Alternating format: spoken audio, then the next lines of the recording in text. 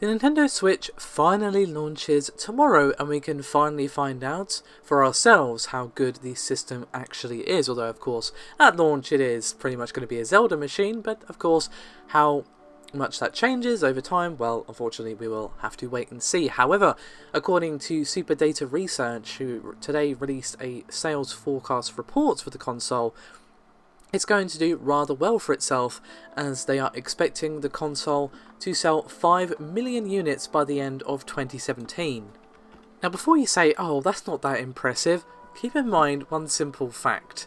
As of December 2016, the Wii U lifetime sales stood at 13.5 million. So essentially, Superdata are saying that they'll reach almost half of the Wii U's lifetime sales in just under a year.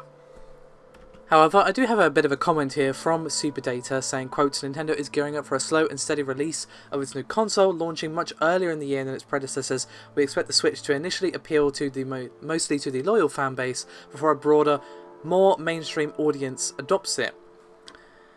Now, if the past kind of repeats itself with the sales, North America is going to be a pretty decent chunk of the sales, with 45%, with 35% going to Europe and Japan, clocking in at 12%.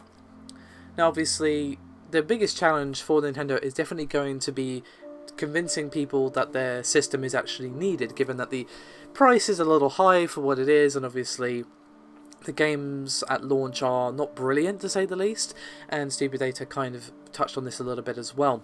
And they said, quotes, the biggest challenge for Nintendo is to convince console gamers to purchase the Switch as a second device, as many have already committed to a PlayStation 4 or Xbox One. Now, Superdata did say that despite their expectations, they are still expecting the Switch to go off to a bit of a slow start, again because of the lack of a strong launch lineup and the higher than expected price tag. And they finished up, quotes, asking $300 for a new console without a bundled game is a comparatively higher barrier to entry for consumers, considering that the PS4 and Xbox One are already discounted and come with a free game.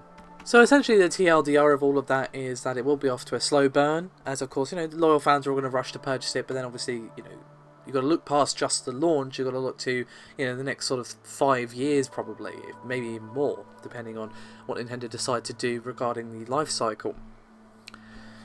But it seems that it's at least going to start better than the Wii U. Whether or not that's going to continue, well, that entirely depends on the games. The Wii U had many problems. A lot of it was to do with the hardware, but a lot of it was down to the lack of killer apps, to be honest. Yeah, you've got Zelda at launch, but next killer app is probably Splatoon 2 in the summer, and then maybe Mario in the holidays, so they're going to need to step up their game in that regard, and obviously a lot of that comes down to third-party support, which kind of ties in to my next thing. Now, one of the games that is coming out on the Switch is, of course, Ultra Street Fighter 2.